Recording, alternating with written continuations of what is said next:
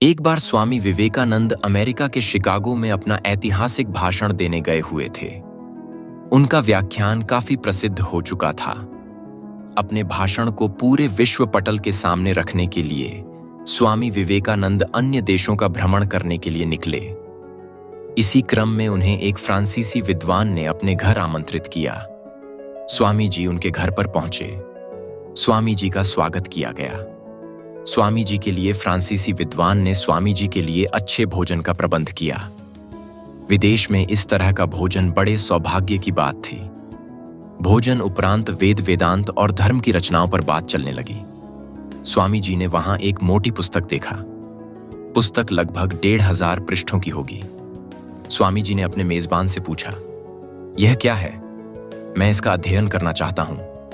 मेजबान ने आश्चर्यचकित होते हुए पूछा, क्या आपको फ्रांसीसी आती है? स्वामी विवेकानंद ने जवाब दिया, नहीं। स्वामी जी ने अपने मेजबान से फिर कहा, मैं इस पुस्तक को पढ़ना चाहता हूं। मुझे 1 घंटे के लिए इस पुस्तक को दे दें, मैं इसे पढ़ लूंगा। अब यह सुनकर उस सज्जन को थोड़ा झटका सा लगा और उन्होंने थोड़ा खींचते हुए स्वामी जी से कहा, मैं इस पुस्तक को पिछले 1 महीने से पढ़ रहा हूं और अभी आधा ही पढ़ पाया हूं। स्वामी जी ने कहा, आप मुझे पुस्तक तो दें। चूंकि फ्रांसीसी मेजबान थे और स्वामी जी मेहमान थे, उन फ्रांसीसी सज्जन ने अनमने ढंग से उस पुस्तक को स्वामी जी को पढ़ने के लिए दिया।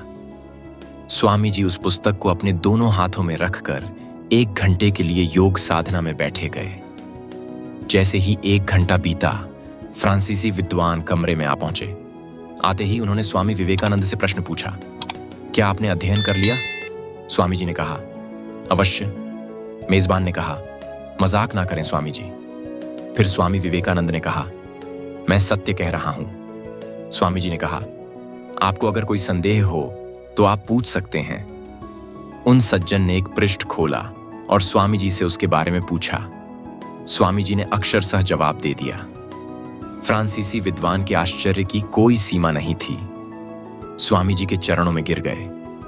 उस विद्वान ने स्वामी जी जैसा व्यक्ति आज तक नहीं देखा था। उन्हें यकीन हो गया, यह कोई साधारण व्यक्ति नहीं है, यह असाधारण है। दोस्तों, इससे यह सिद्ध होता है कि किसी का आकलन जल्दबाजी में नहीं करना चाहिए। जो काम आपसे नहीं हो पाए, ऐसा नहीं कि कोई दूसरा उसे न कर पाए।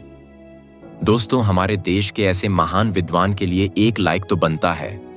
और अगर आप हमारे चैनल पर नए हैं, हमारे इस चैनल को सब्सक्राइब करके बेल आइकन अवश्य प्रेस कर लें, ताकि ऐसी वीडियो आपको हर रोज मिलती रहे।